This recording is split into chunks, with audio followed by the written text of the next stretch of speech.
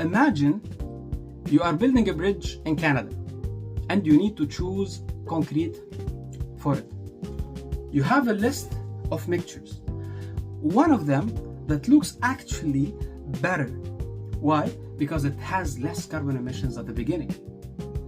While you also have another mix in the list that has a little bit of a higher emission at the beginning, but it resists salts better and it can, most importantly, last longer. So now what's the real question?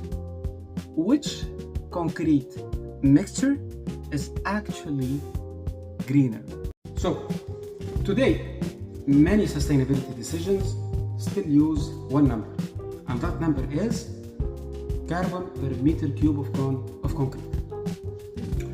That number is useful, but it assumes that all concrete are gonna perform the same after construction.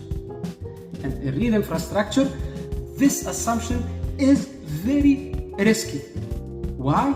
Because concrete doesn't have to be only low carbon, but it also has to resist its surrounding environment. In Canada, many bridges and parking structures are exposed to the icing salts. These salts are gonna push chloride ions into concrete. And then over time, the chloride ions are gonna reach the steel passivation layer inside your reinforced concrete section, and then this is when corrosion will start. Now, when corrosion will start, maintenance will become necessary, and you will deal with it as a principal investigator of your infrastructure, right? The speed of this process is controlled by a key durability property, which is called the chloride diffusion coefficient. If I want to explain it simply, it is just how easily the chloride ions or the salts can penetrate through your concrete. The problem is that this value is often treated as a fixed single number. But in reality, and in 99.99% of the times, experimental data contains uncertainty. So now the question, what's gonna happen when you ignore that uncertainty? And the answer will be, of course, making the same mistake again and again. And this is where my research comes into place, and I basically try to find a way on how to build the framework to solve this kind of mistake of choosing a concrete that looks greener today, but maybe tomorrow you will need more repairs.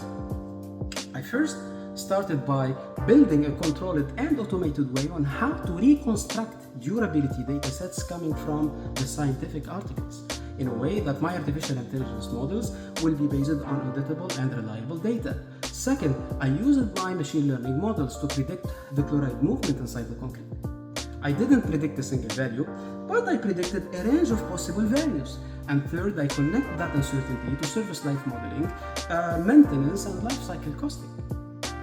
So guys, the result is clear. Ignoring uncertainty can flip the decision. Based on my own results, I found that up to 40% of maintenance demand is increasing.